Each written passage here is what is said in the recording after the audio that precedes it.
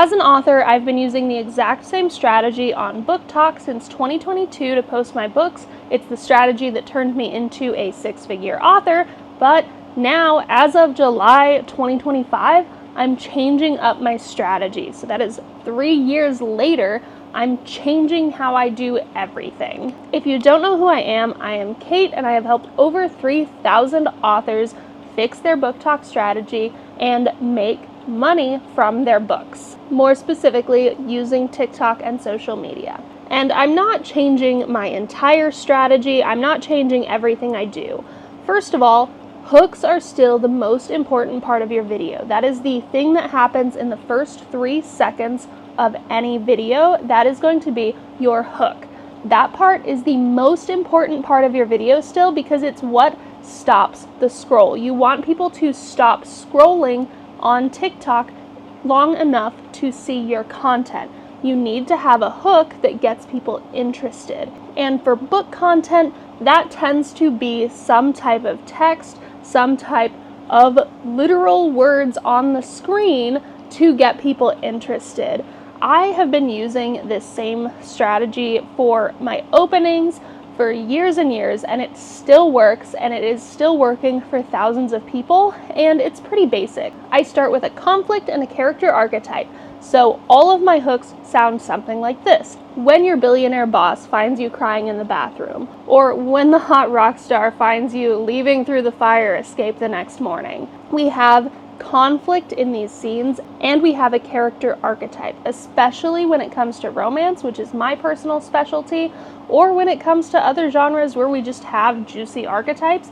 It gets people an expectation of what to expect from the scene, what to expect from the book, as soon as they scroll onto your content. Now, there are other ways to hook your readers, and when you combine different types of hooks, like visual hooks, audio hooks, into this style, that can help a lot. Like, one of my books is very similar to a popular piece of media that came out recently. So I've been comparing it to that piece of media, which brings people in who are interested in that and gets them hooked onto the book because they're so similar. But that doesn't apply for all books. So if there's not a movie that came out that everybody's obsessed with and talking about, or a different book that everyone's obsessed with to compare it to, you really don't have to worry about that specifically. But that important thing is having an initial hook that sells your book, that gets people to stop scrolling and continue on with your post. But what has changed about my strategy is that I'm not doing 25 to 35 slides anymore.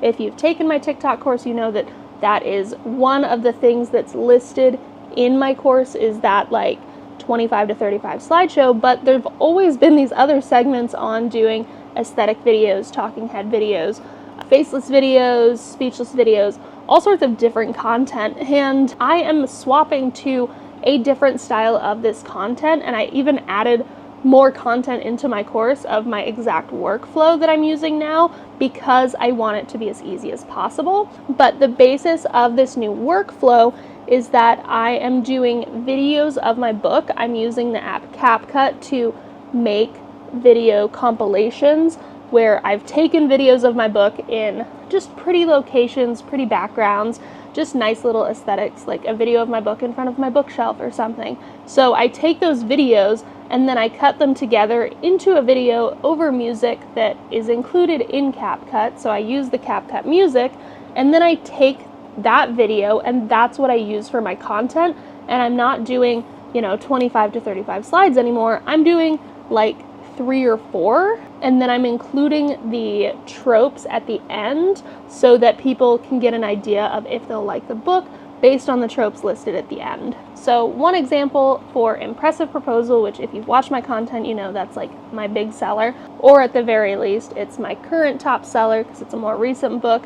But this is the type of video that I've made for that. I'm muting the audio on it because, for one, the audio is super loud, but for another, I don't want YouTube to throw a tantrum about copyright violations, because the video is available on TikTok, or the audio is available on TikTok, but it's not necessarily available on YouTube. But this is the type of content that I make for my books now, and it's been working really well, because the problem I found with slideshows so far in 2025 has been that TikTok doesn't trust them. The app itself doesn't trust them, so it's decreasing views, and it really feels like TikTok is trying to get rid of author posting for that type of content. If you want to learn how to do this without taking a bunch of time, make sure to check out the link in the description, because in my courses I go over in like super hardcore detail how to do this and how to do it quickly and how to make 100 pieces of content in 10 minutes. It takes so much time to initially set up, and it's so much detailed information that I literally cannot put it in a YouTube video. So it is in the courses though, and you can get the courses for half off. So I'm swapping over to aesthetic video content that I already teach in my course, but I have whole new segments on it. But basically I'm doing this aesthetic video with CapCut, and then I'm putting the text over top of that, and I'm timing out the text for that properly. So if you have a piece of text, you don't want it to be less than 2.5 seconds long unless you're doing it for strategic reasons, but it can be really hard to determine those until you have like a good idea of if people are watching that piece of content in the first place before you then start experimenting with like timing on your first slide hook or timing on, you know, this center sentence or whatever. You want to make sure that you have good solid hooks before you experiment with your timing, because timing can be really finicky and it can make or break a video. So starting with 2.5 seconds per slide or even 3 seconds per slide has been really, really good for me and really good for my potential readers, and it's actually been boosting my views really significantly, because while I was consistently getting okay views this year on TikTok from slideshow posts, I wasn't getting the type of views I was getting in like 2023, 2024, and the numbers have gone down really significantly, which means my income from my books has gone down really significantly. So I want to make sure that I'm using a strategy that gets some number of views. My content doesn't have to go viral, but it can't be getting like 200 views per video where nobody buys the book after.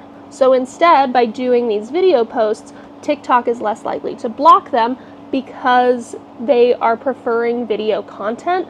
Plus, I can also post these to my Instagram, my YouTube, my Facebook. Snapchat has that spotlight feature now. I can put them on Pinterest. I can put them anywhere, and it takes a lot less effort to post on these other sites because I already have the content that I'm making for TikTok, which means that if TikTok goes away in the United States, I'm not totally screwed. I still have these other social media sites. If this new app that TikTok has been talking about is a total flop, a total failure, and I can't get views on there super quickly. So another thing that I am keeping the same with my strategy is that I'm still pulling scenes directly from the book. I'm just shortening them to the absolute like emotional juice.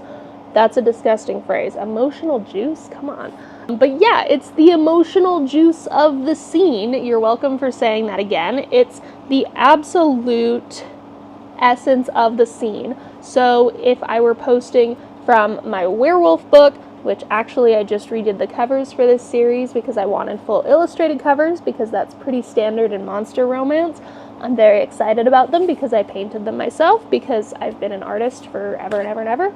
That's not the point, but I did my new covers, and for this book I have a scene where the girl has already confessed that she loves the guy and he didn't say it back, so she's kind of very shyly confronting him about it. And so I'm going to take out all of the filler from that scene when I go to post it, because I just want that, horrible phrase again, emotional juice.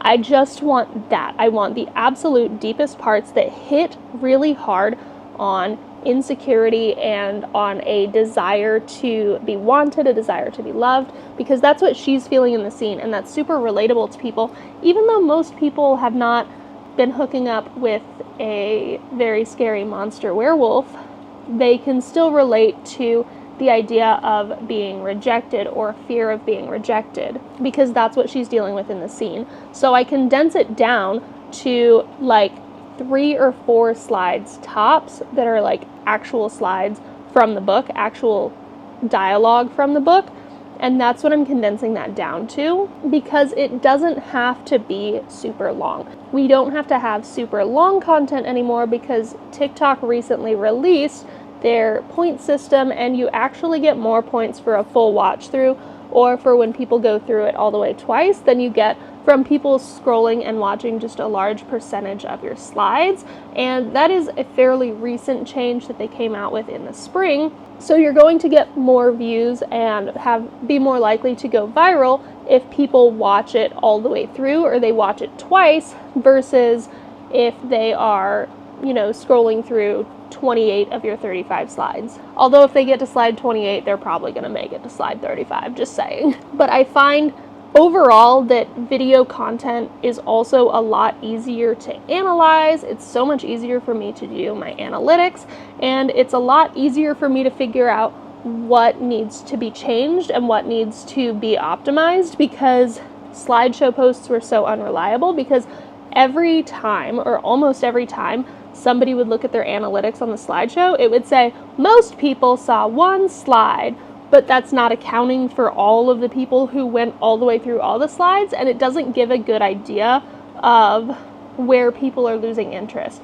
Whereas with the video, it shows where your drop-offs are, and it also shows where your likes are. So if everyone is liking your video in the first 1 or 2 seconds of the video, that doesn't mean that they got super interested and liked it immediately. That means they watched it all the way through and it looped back around and then they liked it. And that means that you have good content that is more optimized to go viral on TikTok. So if you're wondering about like the number of seconds, I try to stay under 20 seconds for this type of content.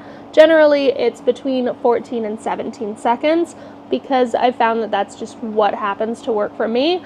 But the big thing isn't necessarily the number of seconds of the video itself, it's the number of seconds per slide, per piece of text that you're having on the screen. So each piece of text I have at 2.5 seconds, and then that like trope list that I mentioned at the end is going to be possibly 3 seconds or more, depending on just how long the video is, because I don't necessarily sync the text with what's going on in the video. I do the text based off of how long the piece of text is and how long it takes people to read it. So when we get to that last slide, I give them a little bit longer, and that's just because it's a little bit of a longer list of tropes. It's like 5 lines of text versus like 1, 2, or 3 lines of text that people are reading. So again, if you want to learn how to do this super quickly so that you're not wasting a bunch of time and you can schedule like 100 posts in 5 minutes, make sure to check out the link in the description.